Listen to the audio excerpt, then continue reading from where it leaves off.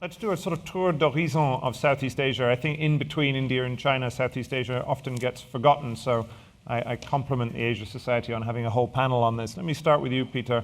I mean, in a sense, we just had a moment in which, with the ASEAN summit, where Southeast Asia was playing the role that it always seeks to play. The phrase, which I suspect some in this audience might not be familiar with, ASEAN centrality, the idea that for all of Asia, ASEAN should provide the kind of convening space where everybody comes together and shapes the rules. And you could make an argument, I think, if you were Anwar Ibrahim in Malaysia, that ASEAN just did that, and that ASEAN should be pretty happy about its role. I wonder, could you just reflect for a minute on what we've just seen in this ASEAN chairmanship and sort of look forward maybe to the next when the Philippines takes over, and what the challenges are that you see?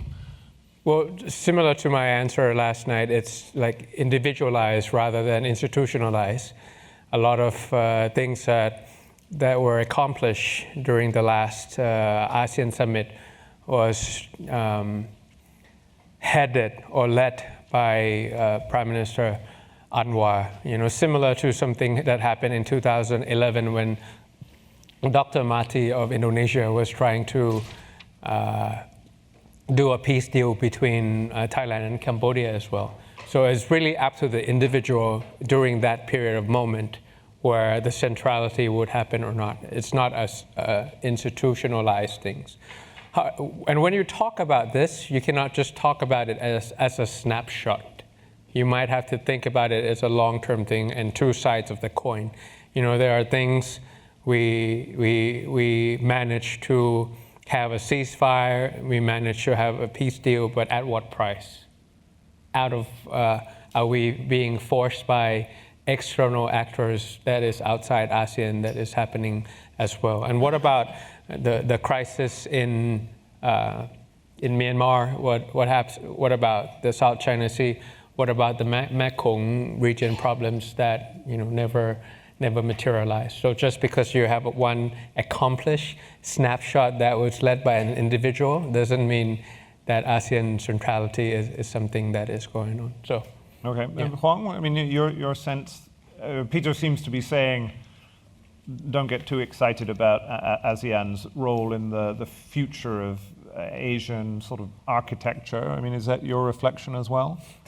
I think, I agree. I mean, the worry about Thai-Cambodia peace deal or ceasefire and the ceremonial around it was more for photo op than the real and lasting commitment to that. I mean, it's much longer for everyone to be observing. But for Mr. Trump, who sort of hijacked the whole show, was just about few minutes of photo opportunity. Having said that, though, I think ASEAN for a long time has been criticized for ritualism, a lot of that symbolism, and perhaps at times that was heavier than substance. There are anywhere from 1,000 to 2,000 meetings of ASEAN a year where a lot of things are just for meeting rather than pushing all the important agenda that Peter, for example, already listed. But if you understand the value of that symbolism, I thought the meeting serves the purpose for that. The expectations were low. The expectations was the symbolism. But for any ASEAN chair, it was always the test whether the United States leader will come to the region or not, as a symbol if Southeast Asia is still relevant or not for the United States. So, and I think the expectations were low because nobody really thought that Trump will come, but he did. So I think that was a win for symbolism and ritualism of ASEAN. And this time around, it was not just ASEAN wanting something from a United States president. It was the United States president wanting something from ASEAN, which is the platform for the photo opportunity. So sort of tables have turned a little bit, right? I think everybody got, all kind of deals that they can all come back and claim success, win, or victory, one way or another. We can dive into each and really dissect which ones do make sense and for whom. But we had a win-win-win situation. Win for Trump, he could claim, win for China as well because of the meetings later that Trump and Xi had, and win for ASEAN countries that hosted and had been able to exercise precisely that power of convening, that power of centrality, and that major powers, even if they don't speak to each other, they did on the sidelines of regional gatherings. But it's not just a photo op. It's a rare earth MOU that Yes. they can finally counter with the Chinese. Yeah, but who wins again is another So story. that's why I was trying to say the price of peace. Yeah. We're going to hear about rare earths from our next speaker in a minute. Your point about endless ASEAN meetings, I remember the United Kingdom was trying to become a deeper partner with ASEAN. I remember a friend in Singapore saying that they were mystified as to why European countries wanted to turn up at ASEAN meetings when people in ASEAN tried to work out how they could turn up at fewer of these meetings. So, let me ask about the two, in a sense, where Southeast Asia fits in the big global picture. First on security and then on economics. So the sort of endless refrain that observers of Southeast Asia hear is that Southeast Asia doesn't want to have to choose between the two big regional powers, between the US and China. The Lee Kuan Yew School recently put out some research where they had tracked various metrics of sort of positioning between the US and China. And it showed pretty clearly, albeit not hugely, that every country in the region had got a little bit closer to China over the last 10 or 20 years.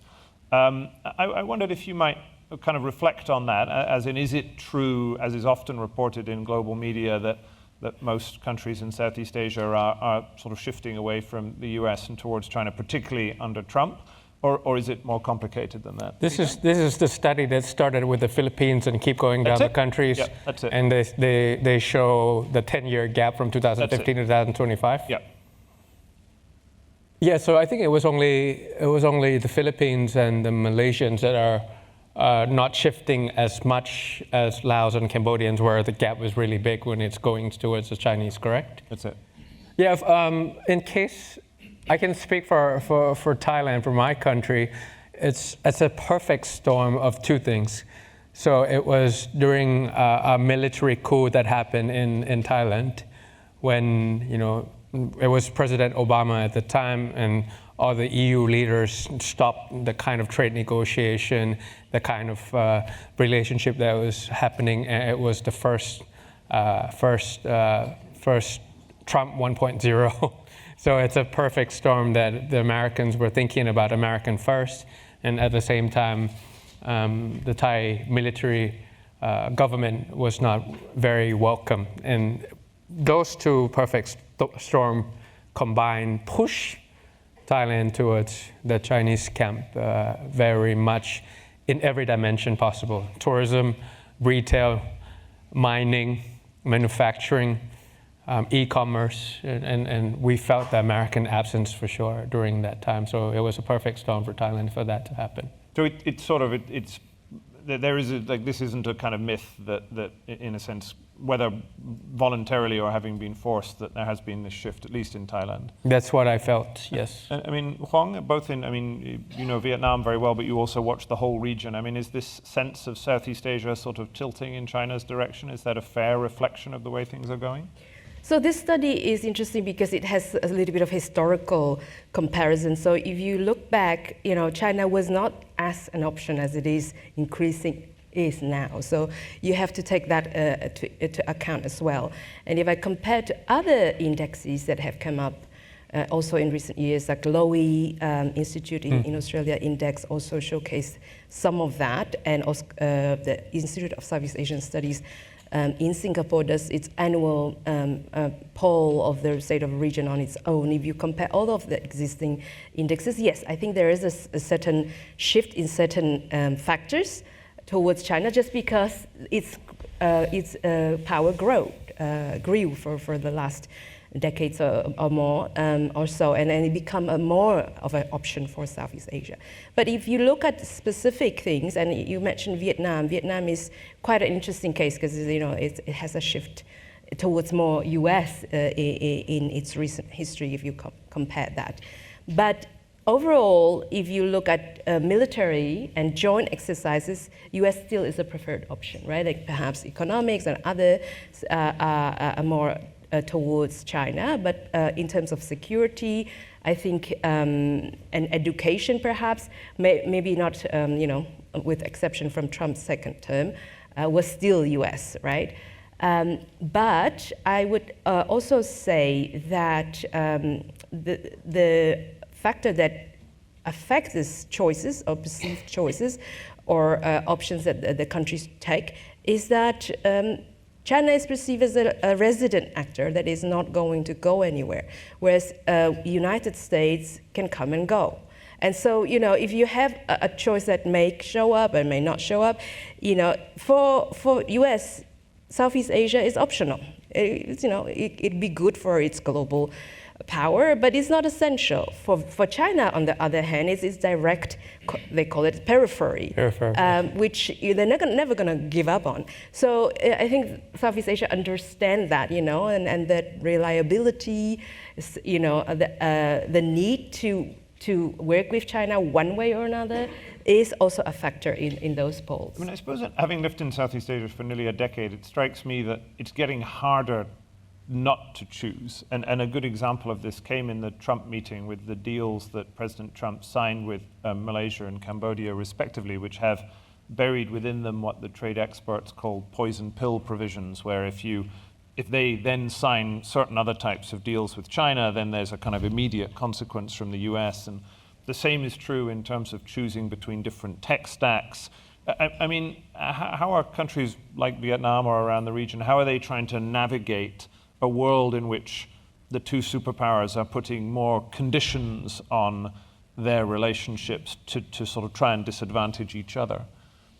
Yeah, so I always said, in case of Vietnam or any other country you can replace in the choice between US and China, Vietnam will always choose Vietnam. So all the countries in the region will also have the same formula.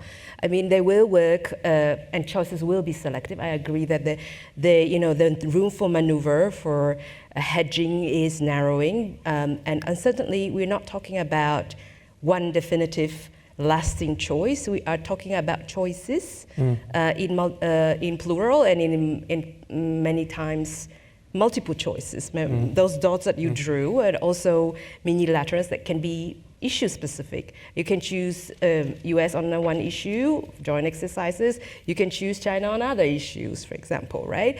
And so they might be multiplying, multiple choices, and they're fluid. They can change at any time, and that makes hard work for everyone, because US and China have to work harder to compete, but also the countries that are making choices have to work harder to, manage this all competing interests, and perhaps at sometimes quite risky moves that is balancing it between the major powers. So I think the situation in general will make those choices harder, and not based on shared values or any alignment or loyalty to alliances, but it was going to be very, very pragmatic. A la carte and not a buffet. Yeah. Do you agree? Yes, I agree. I think a la carte and buffet, but not all the ASEAN countries can say what she said. I think if I were to think aloud, I think Vietnam can, Indonesia can, Malaysia might, but the rest of the ASEAN countries, because of their proximity to China, because they have that capability to do it. Right. Vietnam has its own capability, its own domestic market. Indonesia can.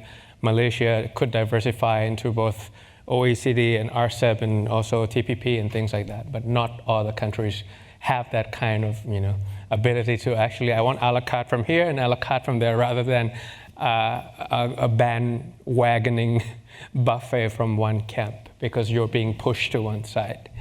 But that's also a matter of expanding that strategic space. Yes. And agency that we mentioned about activism. Yes. So countries are working harder to make that space available. Yes. Create that strategic. But some countries are choosing convenience. Yeah, so. that's right. Let me ask about the sort of geoeconomic side of this. So when we had the Liberation Day tariffs earlier this year, it was very striking that the trade-dependent Southeast Asian or sort of trade powerhouses in Southeast Asia, Vietnam in particular, which got, what, 40-something initial tariffs, 49% was it?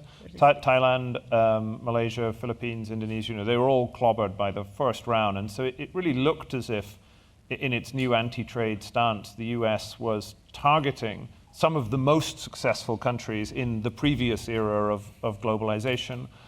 So, I mean, Peter, you must have thought a lot about this, about Thailand's economic model, were you to have become prime minister. I mean, in a sense, is the model that helped Southeast Asia or parts of Southeast Asia go from poor countries to being middle, and in Thailand's case, sort of upper middle income countries, is that model now over, or does it still have some distance left to run, even despite the kind of problems in the global trading system? Over due to the index graph that Nico showed just in the very beginning. Right. You saw the FDI coming down, and he wanted me to yes, thank you. Over. It's the corruption when compared to Vietnam. It's the human capital when we compare to Vietnam and to Malaysia, and we haven't upgraded it for a long time due to our political uncertainty after the military took over, and that looks like that. So it's really something that we couldn't find a way to move forward. So when something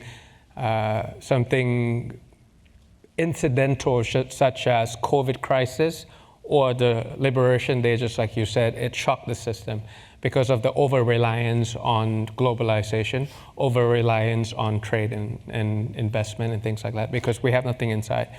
If Thailand was a country, we would have a very big head, very weak core, small arms and small legs, because we just concentrated too much on a certain industry or certain companies without upgrading or reskilling our people. And is that a sort of, I mean, sorry to point to Thailand's poor performance on this measure, but is that unusual for Thailand, or is it a common problem across the rest of the region, as in?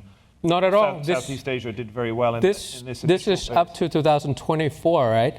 So if you combine ASEAN incoming FDI is 230 billion US, going to China is 160. So 2024 was the year that foreign direct investment from all over the world, because of the China plus one or the friendshoring that happened, that companies try to diversify. ASEAN incoming FDI in 2024 was more than the Chinese. Yeah. Was more than China, but Thailand is the one that's lagging behind. In a sense, I mean, in your talk last night, yes, you talked about South and Southeast Asia as the new growth drivers and this point. So are you sort of optimistic about Southeast Asia and not about Thailand, if you sort of... Yes, because it's Asia society, not Thai society. I see. I mean, so I was coming here to be an Asian man, talk about Asia, talk about ASEAN, but yeah, I mean, if you talk about my country, the number shows in God I trust, the rest brings data. So. I want to ask about Thailand specifically in a minute, but Huong, I mean, from a perspective of Vietnam is the great success story of the last decade or two. I mean, it's an astonishing sort of trade powerhouse, 200% trade to GDP ratio, and the country that is always mentioned, as Milan talked about with respect to India, as one of the relative winners from the China plus one situation. So in a sense, is it just that the rest of Southeast Asia needs to be more like Vietnam, or is Vietnam's situation unusual? Well, hold your horses. What's the secret sauce? Well, hold your horses, because yes, as the great power competition, Trump first term, and competition with China, Vietnam was indeed labeled as the greatest winner of the great power competition. But now, with the Trump's tariff since April, the Liberation Day, some already called Vietnam the biggest loser of the tariff war, which I shared early in the lunch with some of the participants as well. So yes, there was a moment where countries in the region, Thailand, Malaysia, and all of the regional neighbors says, see how Vietnam is being able to not only maneuver in this tense geopolitical environment, but actually thrive when the great power competition creates a more tense landscape. At this time, we yet to see whether it is the biggest winner or biggest loser in this tariffs war. I do think there's some headwinds and crosswinds ahead of Vietnam. But I would want to point out that Vietnam is in a way dissimilar to others because it was isolated up to the 90s, really. It didn't have trade with US or the Western world much until the 90s. It picked up, socialized in the international diplomatic and trade system, and in very successful way. So it learned its position in the global supply chain, how to operate in the international global trade system. It got good at it. It got a lot of FTAs, one of the highest. It follows the Singapore example with a lot of expanding this trade to GDP and expanding the FTA networks, and all of that just to prove that we are throwing this known global free trade system out of the window, or at least some are challenging it. So for countries like Vietnam that have been trying to adapt to the world, it's quite a shock to the system. And now that it has to unlearn that or has to adopt to the new reality. I think it is more complex than that because Vietnam will not be affected on its own with this China +1 and transshipment tariffs that President Trump announced not only to Vietnam but also the transshipment goods and Thailand and others that has components or any components from China that will make things much more complicated, and a lot of which is outside of Vietnam complete control. All of the products made in Vietnam, or most of the products, have lots of components from China and elsewhere. So I think we are also seeing things as some mission impossible there if the tariff was exactly to follow the Trump's announcements. Let me ask one more big picture economic question, which is about a topic that almost dominates conversation here in Europe, the China shock 2.0 involution, the sort of Chinese excess manufacturing capacity. I mean, it struck me a couple of years ago that as Europe was waking up to this, that the other countries that could be the biggest losers from this are the trade powerhouses of Southeast Asia, because they are the economies that have created niches in global supply chains that China is now going to swamp with as its industries move up the value chain. So clearly, as you will have picked up in a conference like this, as we heard from Abigail, Europeans are terrified about this. Is this also perceived now to be a major challenge in countries like Thailand and around Southeast Asia? Automotive specifically, like you can see overproduction, overcapacity that is coming towards ASEAN. When it goes to Vietnam, Vietnam sort of work around it. When it goes to Indonesia, Indonesians block it. When it goes to Singapore, Singapore allows only certain brands. But if you go to Thailand, everything is Chinese EVs nowadays. Now the problem is that it's not just that you have a new clean green vehicles on the country, but it cannibalizes the automotive industry that the Germans and the Japanese had built for the country for a very long time. So no more engines, no more transmission, no more carburetors. So those industries that were trying to prosper within the country for the past 40, 50 years is gone within one wipe of overcapacity, overproduction of automotives in China. Obviously, it's not only to be sold within China because they wanted to go to Southeast Asia or to South America. It's very, very visible for Thailand. Okay. Similar in Vietnam or no? No automotive industry there? No, there is some automotive industry.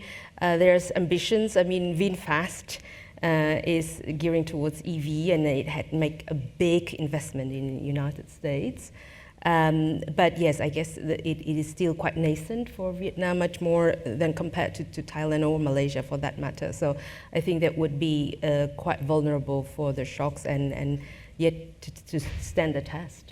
Let me ask you about, one in turn, about the sort of two biggest regional flashpoints that Southeast Asia has struggled to manage. The first being Myanmar. So, I mean, Peter, could you it's obviously a very important security issue for Thailand, given the length of the border, but in general, it has been a hugely divisive issue for Southeast Asia as a whole, and ASEAN has struggled to manage this. But for people who haven't been paying attention, sort of where stands the conflict in Myanmar, and what is the hope for some kind of resolution, or in a sense, is it sort of stretching on into the middle distance as an unsolvable conflict? So the latest development is that the military junta is trying to have an election on December 28th under such a martial condition in the country. And I was hoping that during the ASEAN summit, to your first question, that foreign ministers in ASEAN would start questioning about the election in such a condition that is not free, not inclusive, not participative, but none came out of that ASEAN summit. And it's quite fragmented in the sense that they have a lot of ethnic groups, maybe 18, with different imagination of what post-war Myanmar would look like. I mean, the conflict and the firing continues, the killing continues. It's a quiet tragedy.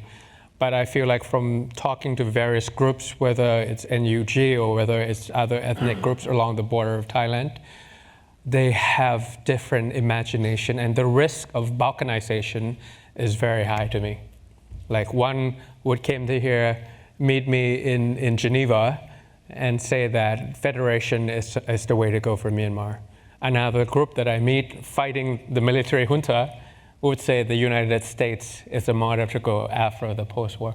So it's not just what's going on at the moment, it's not just the classical civil war that is going on, but in the future, even if there's a reconciliation, there's peace, the risk of balkanization or separating into 18 states, or the imagination of the post-war Myanmar would look like is very grim.